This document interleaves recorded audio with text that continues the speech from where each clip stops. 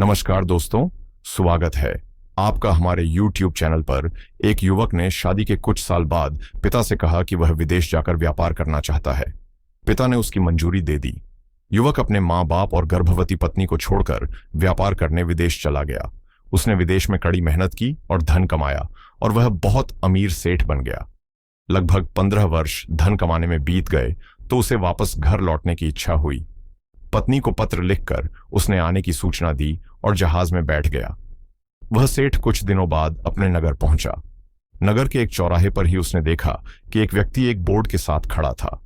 उस बोर्ड पर उसने लिख रखा था, बेशकीमती ज्ञान के सूत्र। सेठ ने उस व्यक्ति के पास जाकर पता किया तो उसने बताया कि मैं बेशकीमती ज्ञान के सूत्र बेच रहा हूं। तो सेठ बोला, ठीक है, एक सूत्र मुझे भी दे दो। वह आदमी बोला, मेरे हर ज्ञान सूत्र की कीमत 100 स्वर्ण मुद्राएं हैं। सेठ को यह सौदा महंगा तो लगा, लेकिन उसने एक ज्ञान सूत्र खरीद लिया। उस व्यक्ति ने सेठ को ज्ञान का सूत्र दिया, कोई भी कार्य करने से पहले 2 मिनट रुककर सोच लेना। सेठ ने वह सूत्र अपनी डायरी में लिख लिया। सेठ को अपने घर पहुंचते पहुंचते रात हो गई। सेठ ने सोचा, इतने सालों बाद लौटा हूं तो क्यों ना सीधे पत्नी के पास पहुंचकर उसे सरप्राइज दूं। घर के चौकीदारों को इशारों से अंदर कुछ भी कहने से मना कर दिया और सीधे पत्नी के कमरे में गया। वहां का नजारा देखकर वह चौंक गया। उसने देखा कि उसकी पत्नी के साथ एक युवक सोया हुआ था। यह देखकर सेठ गुस्से से अगबबूला हो गया। वह सोचने लगा कि मैं परदेश में उसकी चिंता करता रहा और यह यहां अन्य पुरुष के साथ सो रही है। आज मैं इन दोनों को जिंदा नहीं छोड़ूंगा। वह गुस्से से अपनी तलवार निकालकर दोनों पर वार करने ही जा रहा था। इतने में उसे 100 स्वर्ण मुद्राओं के बदले जो ज्ञान सूत्र खरीदा था उसकी याद गई कि कुछ भी कार्य करने से पहले 2 मिनट सोच ले। वह 2 मिनट सोचने के लिए रुका। उसने तलवार वापस पीछे हटाई, लेकिन वो किसी बर्तन से टकरा गई। बर्तन के गिरने की आवाज से पत्नी की नींद खुल गई। आंख खोलते ही उसने अपने सामने अपने पति को देखा तो वह बहुत खुश हो गई और बोली, आपके बिना जीवन सुना सुना था।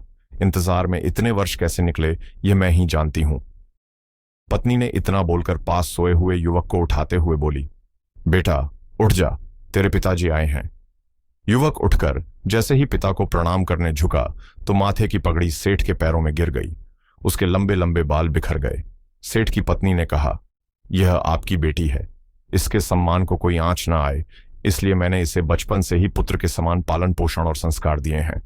यह सुनकर सेठ की आंखों से आंसू की धारा बह निकली। उसने पत्नी और बेटी को गले लगा लिया और सोचने लगा, यदि आज मैंने उस ज्ञान सूत्र पर अमल नहीं किया होता तो आवेश में आकर कितना अनर्थ हो जाता। मेरे हाथों से मेरा ही निर्दोष परिवार खत्म हो जाता। दोस्तों, इस कहानी से यही शिक्षा मिलती है कि जल्दबाजी में आकर कोई निर्णय न लेवे, क्योंकि जब हम आवेश में होते हैं तो हमें अच्छे बुरे का ख्याल नहीं रहता है। इसलिए गुस्सा होने की स्थिति में कोई भी निर्णय ना लें। कुछ देर रुके और दिमाग ठंडा होने दें और फिर सोचें कि क्या सही है क्या गलत है। अगर आपको कहानी अच्छी लगी हो तो चैनल को सब्सक्राइब करें।